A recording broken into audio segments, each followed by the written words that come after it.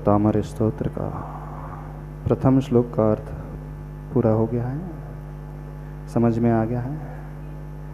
किसी के कोई डाउट्स तो नहीं?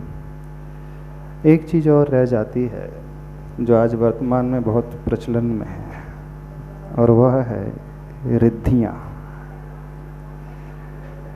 रिद्धि मंत्र की जब भी बात आती है, व्यक्ति की उत्सुकता बहुत बढ़ जाती है ना?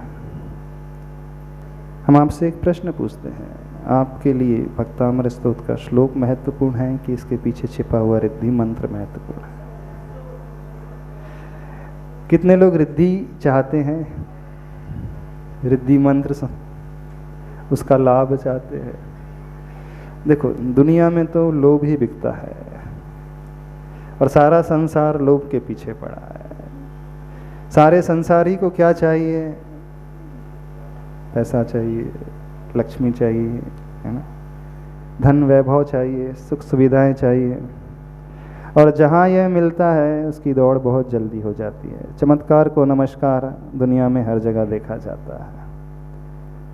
यदि हम यहाँ पर 4 बजे से 5 बजे तक कुछ मंत्र बांटने बैठ जाए, नारियल बांटने बैठ जाए, ताबीज़ बांटने बैठ जाए, कोई पुड़िया देने बैठ जाए, तो शायद 3 घंटे भी कम पड़ जाएंगे। हाँ, ऐसे नहीं? हम घोषणा कर दें कल से हम यहाँ पर एक नया मंत्र बांटेंगे, ऐसा मंत्र जो कुबेर यंत्र को भी पीछे छोड़ देगा। एक ऐसा रिद्धि मंत्र देंगे जो आपकी सारे दुख दर्द को नष्ट कर देगा।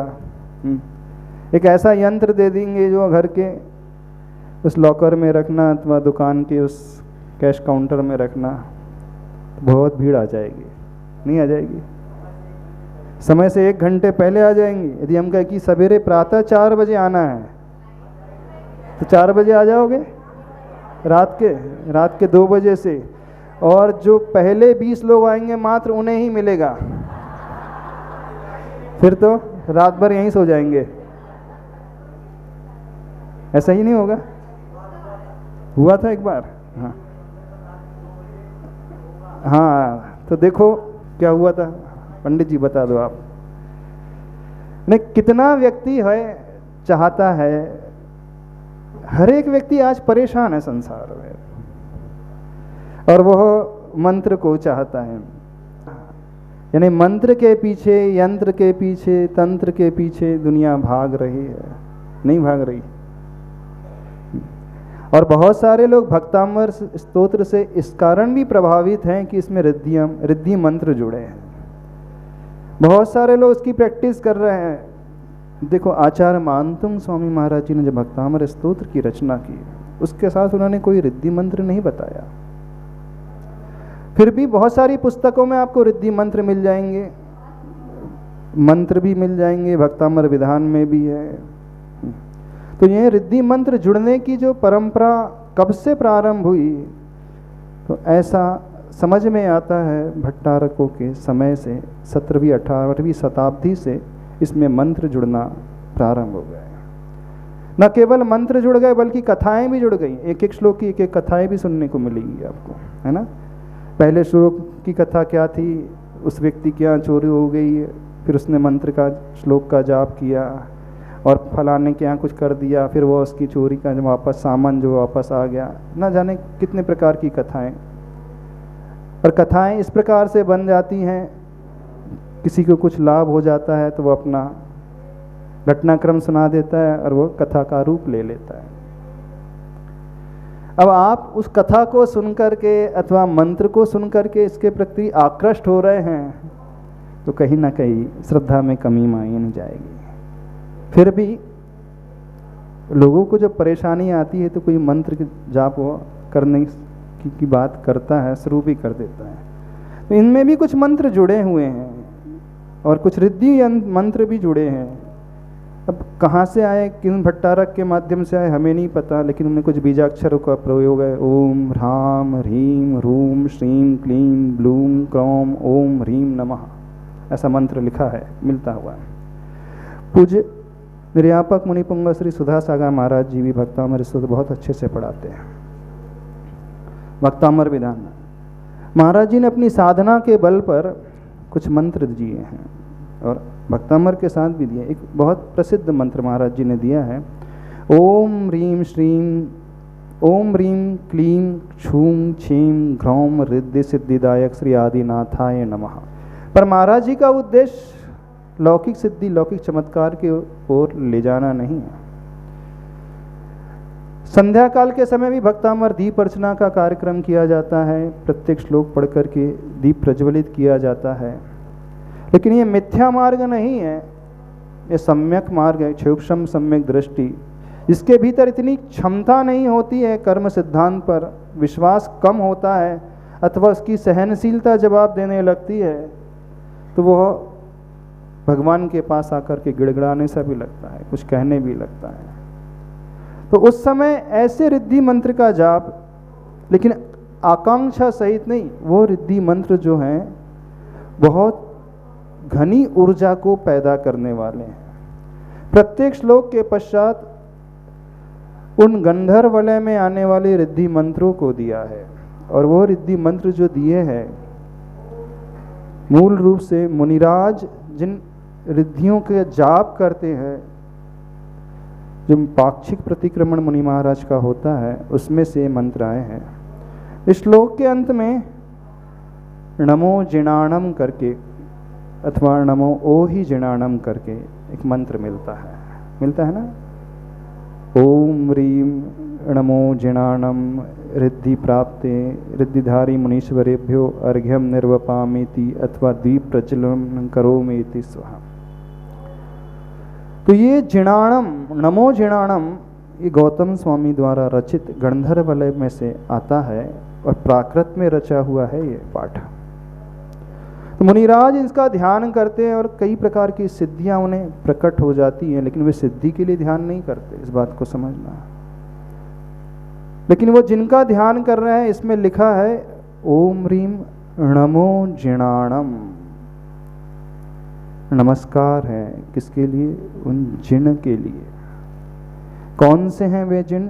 जिन्होंने घातिया कर्मों को नष्ट कर दिया है, ऐसी सिद्धि को जिन्होंने प्रकट कर दिया है, अनंत चतुष्टय को प्राप्त कर लिया है। आप लोगों के पास बहुत सारे मंत्र हैं, लेकिन आप लोगों की विश्वास की कमी के कारण वे मंत्र आपको सिद्ध नहीं हो पाते हैं। नमो जिणाणम मंत्र सुना है आपने? नमो अरिहंताणम तो सुना है, नमो जिणाणम सुना है? नहीं सुना। पहले श्लोक के साथ यही मंत्र जुड़ता है। अब उसमें कुछ बीजाक्षर भी जुड़ गए हैं, वो बीजाक्षर राम रीम रूम अलग प्रकार से जुड़े हैं, लेकिन प्रत्येक बीजाक्षर का कुछ अर्थ होता है। उनमें कुछ कॉमन बीजाक्षर है, ओम रहेगा, ह्रीम रहेगा, श्रीम रहेगा और क्लीम रहेगा, है ना। जब आप विधान करते हैं भक्तामर का, तो ओम ह्रीम क्लीम बीजाक्षर सहिताय श्री ऋषभनाथाय नमः अर्घम निर्वपामीति स्वाहा, उसमें क्लीम बीजाक्षर का वर्णन आता है। तो ये जो बीजाक्षर हैं पूजा में, विधान में प्रयोग में आने वाले बीजाक्षर हैं, हर बीजाक्षर अपने भीतर अनंत ऊर्जा गर्भित किए हुए। अब हम डिटेल में उन रिद्धियों मंत्र में नहीं जाएंगे, यदि हम उसके चक्कर में पड़ गए तो हम भी मंत्र बांटने वालों की श्रेणी में आ जाएंगे, टोटके बांटने वालों की श्रेणी में आ जाएंगे। लेकिन हमारा उद्देश्य जो है, आप लोगों के विश्वास को जगाना है। भक्तामर किस उद्देश्य से पढ़ना चाहिए? यदि हम आगम के अनुसार कहें तो कर्म निर्जरा के लिए पढ़ना चाहिए, जो उसका हेतु है दुखक खो कम्मक खो बोही लाहो सुगई गमनम समाहि मरणम जिनगुण संपत्ति हो मध्यम। 6 कारण आचार्य वर कुंद कुंद भगवान ने बताए। दुखों का क्षय हो, कर्मों का क्षय हो, बोधि का लाभ यानी रत्नत्रय की प्राप्ति हो, सुगति में मेरा गमन हो, समाधि पूर्वक मेरा मरण हो और जिनेंद्र भगवान के गुणों की संपत्ति की मुझे प्राप्ति हो। ये आगम के अनुसार अथवा भगवान के गुणों की प्राप्ति वंदे तद्गुण लब्ध है, इसलिए। लेकिन वर्तमान के परिप्रेक्ष्य में यदि हम उसे समझना चाहें तो भक्तामर स्तोत्र किस लिए पढ़ना? अपनी सहनशीलता बढ़ाने के लिए पढ़ना। अपनी आंतरिक इच्छा शक्ति के विकास के लिए पढ़ना, अपने आप को मजबूत बनाने के लिए पढ़ना, प्रतिकूल परिस्थिति का अच्छे से सामना कर सको आप, इसलिए पढ़ना है। क्योंकि भगवान की स्तुति से व्यक्ति अंदर से इतना स्ट्रांग हो जाता है, इतना पावरफुल हो जाता है, चमत्कार अपने आप घटित होते चले जाएंगे। मुख्य उद्देश्य वर्तमान में, क्योंकि जिसका मन मजबूत हो जाएगा फिर वह व्यक्ति कर्मों की निर्जरा भी बहुत आसानी से करता चले जाएगा, पापों से वह बचता चले जाएगा, और जो पापों से बचता चले जाएगा नियम से उसकी गति जो है अच्छी गति, सद्गति ही होगी। तो इस भावना को लेकर के पढ़ोगे तो समीचीन ये कहा जाएगा, यानी सम्यक लक्ष्य कहा जाएगा। इस बात को ध्यान में रखना, ठीक है। तो पूज्यवर सुधा सागर महाराज जी ने जो मंत्र दिया है उसके जो बीजाक्षर हम बता दे रहे हैं, ओम ह्रीम क्लीम क्षूम क्षेम घ्रौम रिद्धि सिद्धिदायक श्री आदिनाथाय नमः।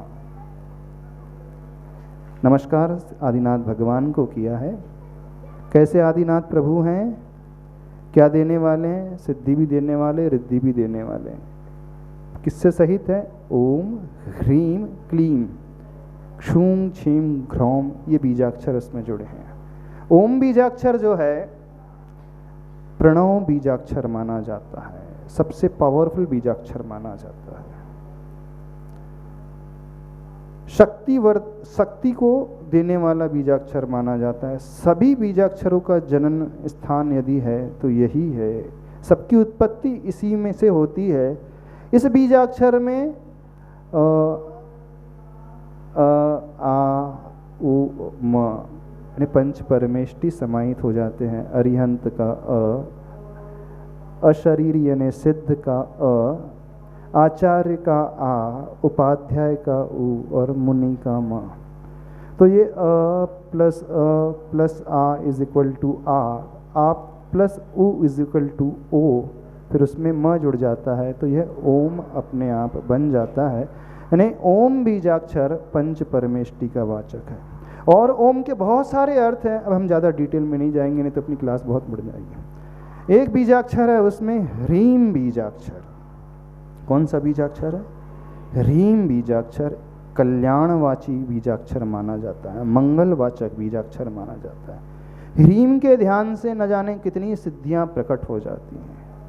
मंगल को देने वाला ह्रीम बीजाक्षर है, इसमें प्रयोग हुआ है। क्लीम बीजाक्षर है लक्ष्मीवाचक बीजाक्षर माना जाता है। कौन सा बीजाक्षर, क्लीम बीजाक्षर। जब आप विधान करते हैं भक्तामर का, ओम ह्रीम श्री क्लीम बीजाक्षर सहिताय श्री आदिनाथाय नमः, ऐसा पढ़ करके अर्घ चढ़ाते हैं, देख लेना उसमें। तो कौन सी लक्ष्मी, बहिरंग प्लस अंतरंग दोनों ही लक्ष्मी को देने वाला है। बहिरंग लक्ष्मी आप लोगों के लिए, श्रावकों के लिए धन वैभव, और उस साधक के लिए अंतरंग लक्ष्मी यानी अनंत चतुष्टय स्वरूप ज्ञान दर्शन सुख और वीर्य वाली लक्ष्मी को स्वतः ही देना है। लेकिन इसकी सिद्धि जो है जाप के बाद ध्यान से होती है। तो ये ह्रीम बीजाक्षर, ये क्लीम बीजाक्षर ऐसा। फिर क्षूम क्षेम जो बीजाक्षर हैं, ये सारे के सारे बीजाक्षर कल्याणवाचक मंगलवाचक ये भी माने जाते हैं, मिलकर के काम करने वाले हैं। और एक घ्रौम बीजाक्षर है, शक्ति को बढ़ाने वाला बीजाक्षर है, शक्ति को देने वाला है। मुख्य रख सकता से शॉर्ट रूप में इसका अर्थ इस प्रकार से, क्योंकि ये महाराज जी ने ये जो मंत्र खोजा है अपनी साधना के बल पर, कामना करने के लिए नहीं है, इसके भीतर समाहित है। निस्वार्थ भावना से जो इसका जाप करेगा और ध्यान करेगा उसको बहुत अधिक लाभ होगा। अब पहले श्लोक में कौन सा मंत्र है, नमो जिणाणम, यानी उन जिनेंद्र भगवान को याद करना। एक मंत्र की जाप भी आती है प्रत्येक श्लोक के साथ, अथवा आप भक्तामर दीप अर्चना करते हैं तो श्लोक के अंत में एक रिद्धि मंत्र दिया है, उसके पश्चात आप दीप प्रज्वलन करते हैं तो वो ध्यानात्मक कर सिद्ध करना है। पठनात्मक कम होना चाहिए, ध्यानात्मक होना चाहिए। तो उसका लाभ उस समय ज़्यादा मिलेगा। इस बात को समझने करके चलाएंगे। तो इतना ही रखें अभी मंत्र, रिद्धि मंत्र का, क्यों डिटेल में जाए? एक बार और पीटे, अब रिद्धि मंत्र के चक्कर में आ गए सब। हाँ, ऐसा तो नहीं आ गए? इसके चक्कर में तो नहीं आ गए? ओम प्रणव बीजाक्षर है, पंच परमेष्टि वाचक है। ह्रीम जो है मंगल वाचक है, कल्याण वाचक है। क्लीम जो है वो भी लक्ष्मी वाचक है। श्रीम भी है एक बीजाक्षर, अन्य जगह आपको श्रीम बीजाक्षर भी मिल जाएगा, पर इसमें नहीं है। छूम छेम आगे बढ़ाने वाला, और घ्रोम शक्ति वाचक बीजाक्षर है। इस प्रकार सामान्य से इसके अर्थ दिए हैं। अब हम ज़्यादा डिटेल में नहीं जाएंगे इसके, नहीं तो फिर हम भी मंत्र बांटने वाले में हो जाएंगे। ये ध्यानात्मक सिद्ध होंगे। हम नहीं, क्योंकि कई पुस्तक आप पढ़ते होंगे उसमें लिखा है कि पूर्व दिशा की ओर फलाने रंग के वस्त्रों से फलाने रंग की माला लेकर के और इतने बार पढ़ना, और ये सब मनोकामना वाले हैं। मनोकामना के रूप में भक्तामर स्तोत्र को बिल्कुल नहीं पढ़ना, नहीं तो मजदूर माने जाओगे। इस बात को हमने कही थी। हम मजदूर नहीं हैं, भगवान के भक्त हैं।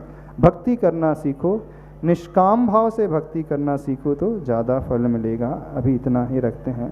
तो मुख्य रूप से श्लोक में नमो जिणाणम, जिनेन्द्र भगवान। अब इसका ध्यान भी होता है। ध्यान कराएं। हाँ, पहले श्लोक पढ़ करके कैसा ध्यान करना है? समोसरण में स्थित अष्ट प्रातिहार सहित जिनेन्द्र प्रभु का ध्यान करोगे तो बहुत अच्छा मन लगेगा। हाँ? समोसरण में जो भगवान स्थित हैं, जिन कौन से जिन? जो अष्ट प्रातिहार से सहित है, तीर्थंकर भगवान। वो अशोक वृक्ष, वो दिव्य ध्वनि, वो दुंदुभि और सिंहासन है, चंवर है, छत्र है, भामंडल है। अब हर एक प्रातिहार का अपना अपना महत्व है। जिनेन्द्र भगवान का ध्यान कराना है, प्रत्येक श्लोक का ध्यान। हाँ, ध्यान कर सकते हैं, क्यों नहीं कर सकते हैं? प्रत्येक श्लोक का ध्यान। हाँ। जो उसमें रिद्धि मंत्र है, उस रिद्धि मंत्र को लेकर के ध्यान करना है। जो भाव उसमें घटित हो रहे हैं, उस भाव को लेकर के ध्यान करना है। फिर देखना बहुत गजब का चमत्कार आपको मिलेगा। तो इस श्लोक में, यानी पहले श्लोक में जिनेन्द्र प्रभु का अष्ट प्रातिहार सहित भगवान को देखा है। 8 प्रातिहार। क्या सोचना? चलो अपने मानस पटल पर आदिनाथ भगवान की छवि को लेकर के आना।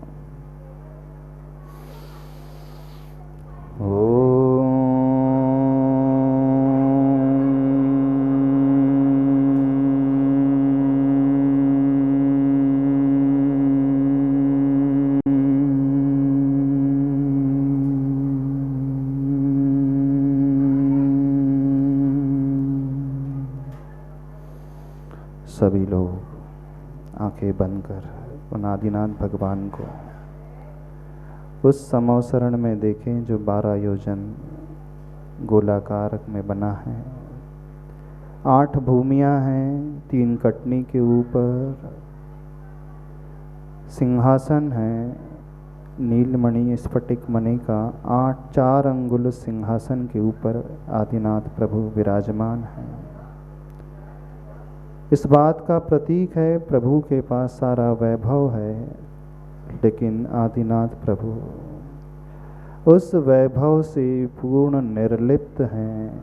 उससे अधर में 4 अंगुल सिंहासन के विराजमान हैं।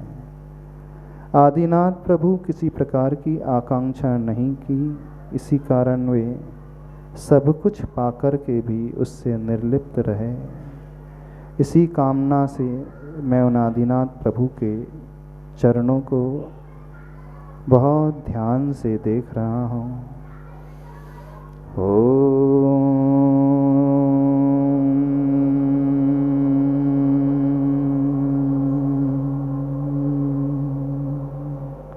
पीछे देखें, अशोक वृक्ष इस बात का प्रतीक है जिन्हें कोई शोक नहीं है।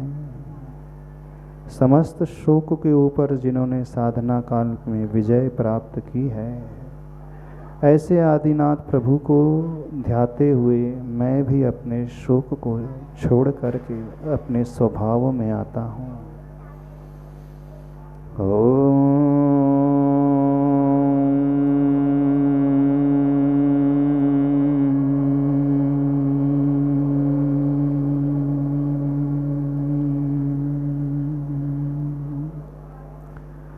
प्रभु के ऊपर छत्रत्रय 3 छत्र हैं, 3 लोक के विजय स्वरूप।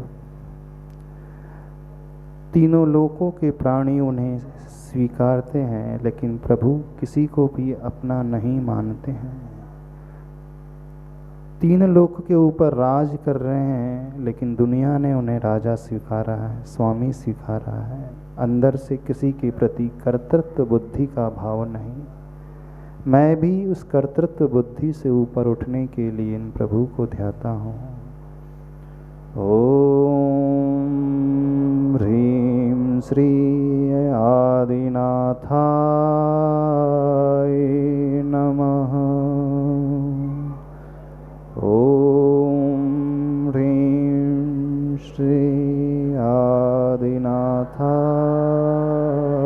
नमः। दृष्टि उन ढुड़ते हुए चंवर की ओर। वे 64 चंवर इंद्रलोक देवता लोग ढूंढ रहे हैं। चंवर ऊपर नीचे आ रहे हैं। राग और द्वेष दोनों से आदिनाथ प्रभु ऊपर उठे हुए हैं। इसी फलस्वरूप उन्हें चंवरों का लाभ हुआ है। मैं अपने परिणामों को समता में लाता हूँ, राग द्वेष को त्यागते हुए। ऐसे आदिनाथ प्रभु को ध्या रहा हूँ जिन्होंने इस समता की साधना की। ओम ह्रीं श्री वृषभदेवाय नमः। ओम ह्रीं श्री वृषभदेवाय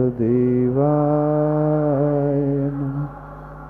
पुष्प वृष्टि हो रही है, सुगंधि जिससे फैल रही है, इसी बात का प्रतीक है। प्रभु ने हमेशा गुणों की चाह अपने भीतर रखी है। गुण रूपी सुगंधि फैला रहे हैं। मैं भी अपनी दृष्टि में हमेशा गुणों को लाऊं, इसी हेतु। ओम ह्रीं श्री आदिनाथाय नमः। ओम ह्रीं श्री आदिनाथाय। मस्तक के पीछे वो भामंडल प्रातिहार, जिनकी आभा श्वेत वर्ण की, परम शुक्ल लेश्या के धारी आदि प्रभु, परम समता भाव के धारी। वैसी ही इक्वेनिमिटी अपने भीतर लाने हेतु, समता को लाने हेतु उन आदिनाथ भगवान को भामंडल सहित मैं ध्याता हूँ। ओम ह्रीं श्री आदिनाथाय नमः। ओम ह्रीं श्री आदिनाथाय नमः। प्रभु के सर्वांग से वो दिव्य ध्वनि खिर रही है, ओंकारमय वाणी को लिए हुए, द्वादशांग जिसमें समाहित है। अपने ज्ञान की वृद्धि के लिए उस दिव्य ध्वनि प्रातिहार सहित आदि प्रभु।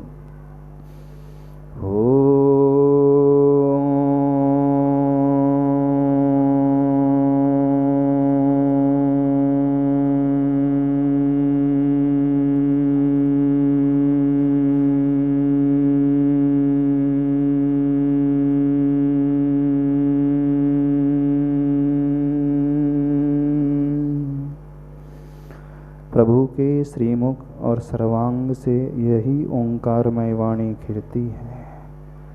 उस वाणी को सुनकर समस्त देवता मनुष्य तिर्यंच तृप्त हो जाते हैं, शांति का अनुभव करते हैं। वो दुंदुभी प्रातिहार जिनकी ख्याति को दसों दिशाओं में फैलाता है, वो वीतरागता का भाव ही जिसके लिए माध्यम बना उस दुंदुभी प्रातिहार सहित। ओम ह्रीं श्री आदिनाथाय नमः। अनादि प्रभु को देखें जिनके चरणों का आलम्बन लेकर संसार समुद्र में डूबने वाले प्राणी तिर जाते हैं, ऐसे आदिनाथ को मैं अपने हृदय में विराजमान कर रहा हूँ।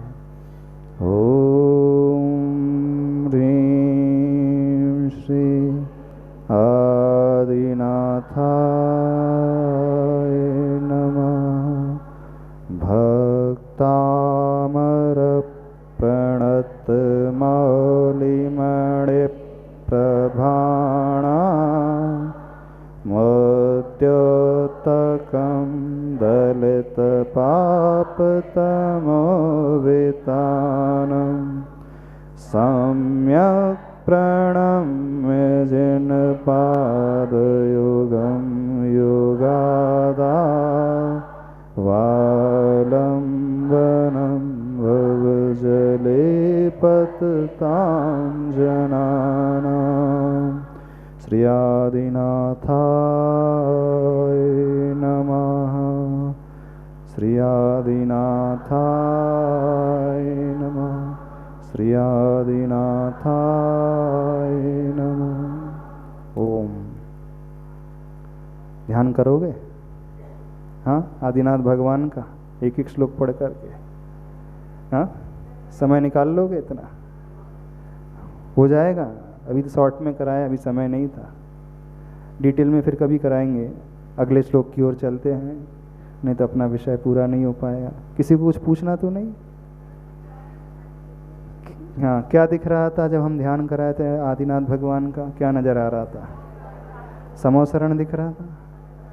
नहीं जगह था, क्योंकि श्लोक के साथ जो मंत्र है नमो जिणाणम, बस जिनेंद्र भगवान हमारे लिए आदिनाथ भगवान।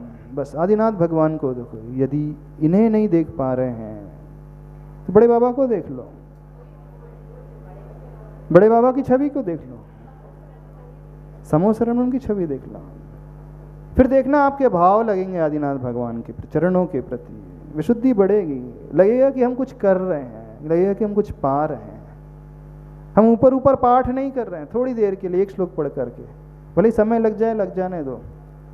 अभी तक जिस ढर्रे को अपनाया है उस ढर्रे को छोड़ करके थोड़ा सा हमारे तरीके से करना शुरू करो। कर लोगे? एक श्लोक का कर लो, कोई बाधा नहीं। 5 मिनट निकालो, 10 मिनट निकालो। जैसे आपके शब्द हैं उन शब्दों का आलम्बन ले करके करो। नहीं है तो इसको कैसेट को लगा करके सुन करके कर लेना। थोड़ी देर के लिए भाव तो जोड़ो सही। आदिनाथ भगवान की छवि तो हृदय में आए, नहीं तो पढ़ जाते हो और बढ़ जाते हो। आगे पाठ पीछे सपाट चल जाता है और कुछ होता जाता है नहीं, रिजल्ट कुछ निकल करके आता नहीं। तो ऐसा नहीं होना चाहिए।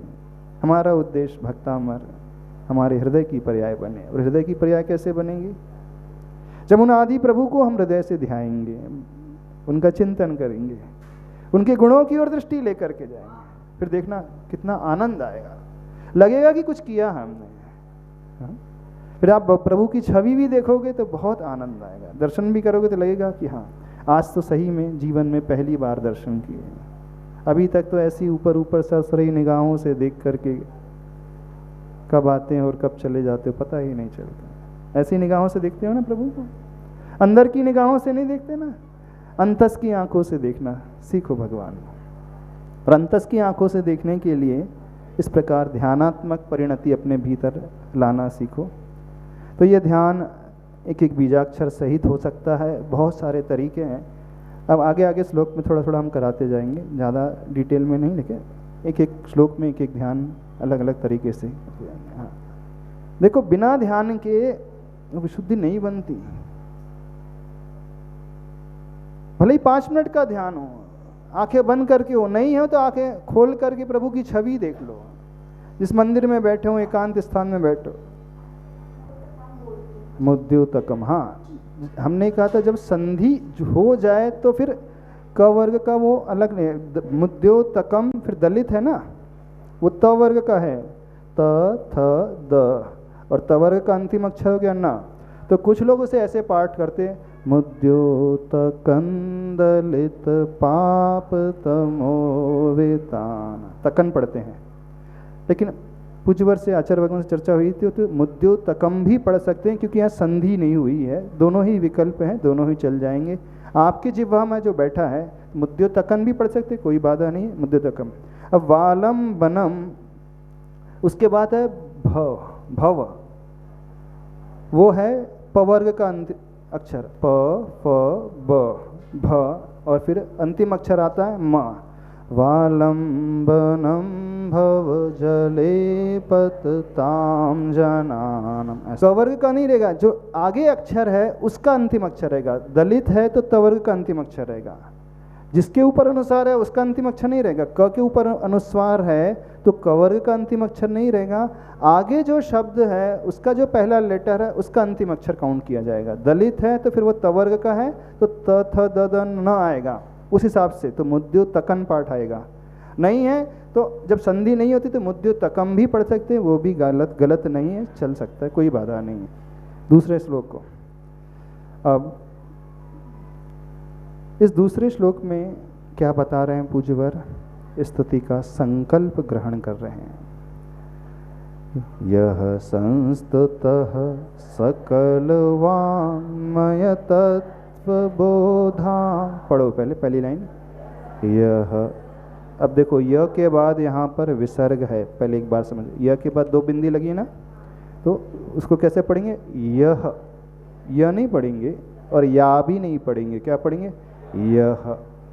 फिर संस्तुत शब्द लिखा है, उसके पश्चात भी विसर्ग है, तो संस्तुतः ऐसा उच्चारण करना।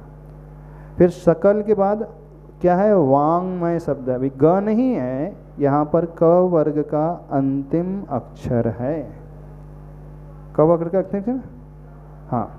तो यह संस्तुतः सकल वाङ्मय तत्व बोधा, पढ़ो उच्चारण करो पहले।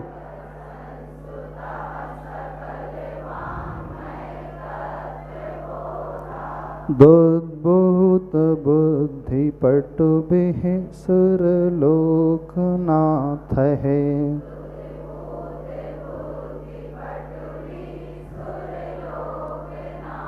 पटुभी के बाद भी विसर्ग है और नाथ है के पश्चात भी विसर्ग। दोद्भूत बुद्धि पटुभिः सुरलोकनाथ है।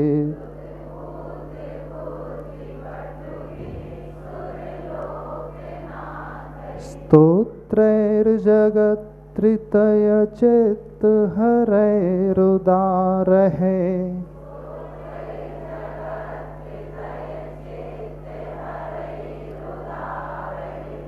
स्तोत्रैर नहीं पढ़ना, स्तोत्रैर, देखो त्रय के बाद जगत के ऊपर रेफ लगा है, अर्धचंद्राकार दिख रहा है, वो क्या कहलाता है, रेफ।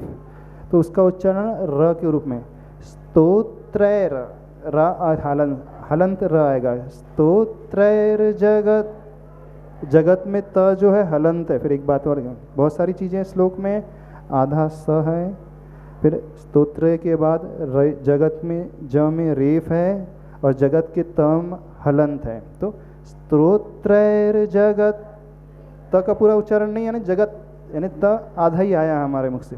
स्तोत्रैर जगत त्रितय चित्त हरै रुदार है, रुदार के बाद विसर्ग है, तो हरै रुदार है। ऐ अपने आप में दीर्घ मात्रा है, उसके बाद विसर्ग है। स्तोत्रैर जगत त्रितय चित्त हरै रुदार है, पढ़ो।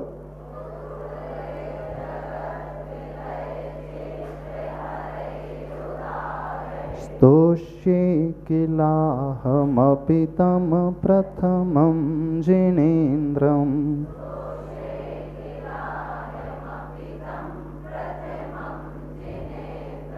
पूरा एक साथ पढ़ लें श्लोक। यह संस्तुतः सकलवाङ्मय तत्त्वबोधा दुद्भूत बुद्धिपटुभिः सुरलोकनाथः स्तोत्रैर्जगत्त्रितय चित्तहरैरुदारः स्तोष्ये किलाहमपि तं प्रथमं जिनेन्द्रम्। तो अब इस श्लोक में, श्लोक नंबर 2 में कौन सा भाव आ रहा है? स्तुति का संकल्प लिया जा रहा है। देखना, अभी स्तुति शुरू नहीं हुई है, भगवान की भक्ति शुरू नहीं हुई है। संकल्प का कितना महत्व होता है। संकल्प वो है बॉन्ड साइन करना, है ना। संकल्प पत्र भराते हैं ना, संकल्प पत्र भर रहे हैं कि मैं इस कार्य को करूँगा। कौन सा संकल्प लिया जा रहा? अब मैं आदिनाथ प्रभु की भक्ति करने का संकल्प ले रहा हूँ। क्यों कहा गया है ऐसा? सीधे शुरू कर देते आचार्य भगवान भक्ति? नहीं, संकल्प पत्र भरते ही अब व्यक्ति सचेत हो जाता है, बिल्कुल जागृत हो जाता है। अब वो बीच में छोड़ेगा नहीं, वो पूर्ण करेगा, अच्छे से करेगा, लगा रहेगा। जब तक ये पूरा ना हो जाए, जब तक मेरी विशुद्धि पूरी ना हो जाए, तब तक मैं इसे करूँगा ही। तो संकल्प का बहुत महत्व होता है। जैसे आप अभिषेक करने जाते हो तो पहले संकल्प करते ना, काय उत्सर करके 9 बार नमोकार मंत्र पढ़ के कि मैं अभिषेक का संकल्प ले रहा हूँ। पंच महागुरु भक्ति कायोत्सर्गम कुर्वे हम। ऐसे ही स्तुति शुरू कर रहे हैं तो हम संकल्प ले रहे हैं, प्रभु मैं आपकी स्तुति करने जा रहा हूँ। आप लोग का ध्यान इस ओर जाता है जब आप पूजा करने जाते हैं, भाव में इस ओर आते हैं कि ये प्रभु मैं आपकी पूजा करने आ रहा हूँ। इसका बहुत बहुत इम्पोर्टेंस है, छोटी मोटी चीज़ नहीं है। ये हमारे भावों को जोड़ने वाली एक प्रक्रिया है, प्रभु से, स्तुति से, गुणों से। यह यहाँ पर विशेषता बतलाई गई है। बोली देवादिदेवी खजारट श्री आदिनाथ भगवान की।